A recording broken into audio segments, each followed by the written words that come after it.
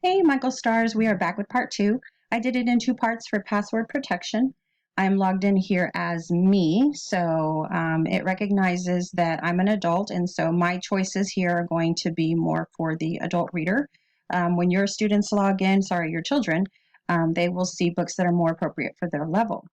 So I'm going to keep scrolling down here. When you see regular books like this, that is just what it is. It's an ebook, an electronic book that you would read here on the computer. When you see headphones, that's purely an audio book. So I'm going to scroll down and I'm going to explore all subjects because I want to find some good picture books. So I'm going to click on picture book fiction. And I wanted to show you a few things here. So when you see, obviously Dr. Seuss is very popular. He just had a birthday. We just had Read Across America and Read Across the School at school. When it has a clock and some dots here, that means that this book will not be available for a while. You can even click on that and see it says at least 6 months. So you can place a hold on it, but don't plan on reading it anytime soon.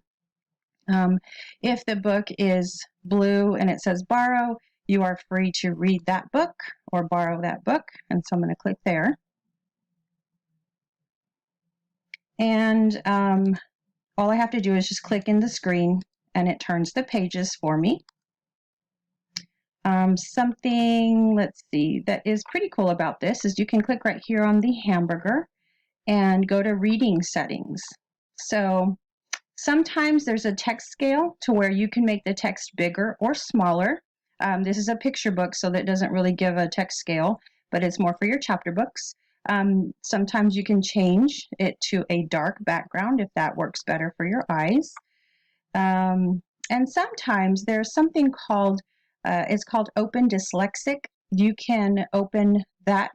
It's another choice right here. It's not on here because this is a picture book, but it's called Open Dyslexic, and it changes the font.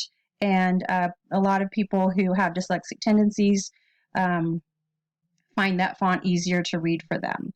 And so once you're done with your settings, you can go back to your book and continue reading. Okay, so let's say I'm done with my book. I'm going to close it. I can go to my shelf because now I want to return my book. Let's see. I'm going to scroll down here. I'm going to go to options. I can renew my book if I really want to keep reading it. I'm going to return it here. And it says I don't have any loans right now. Again, there's many ways that you can search for books. If you want to go to Explore, you can click on the little magnifier and search for a certain book that you're looking for. And then when you are done with that, you can click on the hamburger right here and scroll all the way down to sign out. Yes, sign out. And that's all there is to Sora. If you have any questions whatsoever, please don't hesitate to send me an email. My email is Robison, at